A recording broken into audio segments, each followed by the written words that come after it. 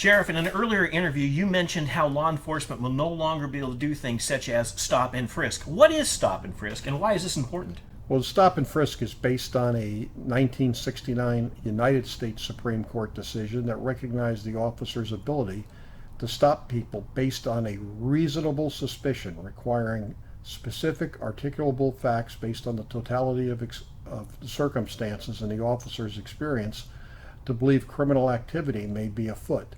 The detention is designed to be temporary in detention and to get people on their way as quickly as possible. If the officer develops separate reasonable suspicion to believe the person may be armed, the officer could conduct a pat-down of the officer's person for the limited purpose of disclosing firearms.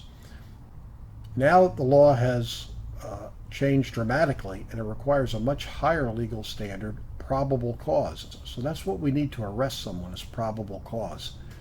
These temporary detentions based on reasonable suspicion are no longer going to fly, which will make us unique out of the other 50 states that we can no longer perform this function. So that's going to have a big effect. More criminals are going to go free. We're going to be less able to prevent crime, and it's going to have an effect on our citizens ultimately. That's amazing. I can't believe the legislature would do this. I can't believe you guys have your hands tied like this. So basically, what has changed on that? Well, as I said before, if we had reasonable suspicion based on the totality of the circumstances, based on the officer's experience as a law enforcement person, that criminal activity is afoot, we could detain them. So let me give you a practical example. We got a call, someone's broken into a residence and someone's fleeing with blue jeans and a blue shirt on. And we see someone in the area. Under reasonable suspicion, we could temporarily detain that person, conduct an investigation, have the witnesses come and try to make an identification and determine if sufficient evidence exists to arrest the person. Now, we cannot even detain them. And as you can imagine, it makes a lot more sense trying to capture people fleeing from the scene of a crime than it does having to do the investigation later and the follow-up, which is going to be more time consuming and perhaps and most likely not as productive. Okay, just to be clear on that.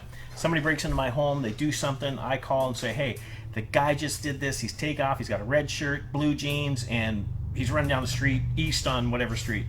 Your officer sees the guy in that description running from my house. That's not good enough to stop him anymore? That's no longer sufficient for us to be able to stop him. That's the reasonable, we no longer can do that under reasonable suspicion. Unless for some reason we had probable cause. We had enough information in detail.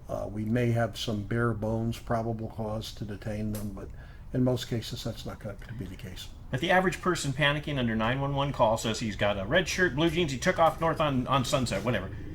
That's what the average person is going to do in a panic situation. Is that enough information to have probable cause? That is not sufficient. So legislature has just literally made it so a home intruder can get away. That's the end. That's the result. That's the consequences.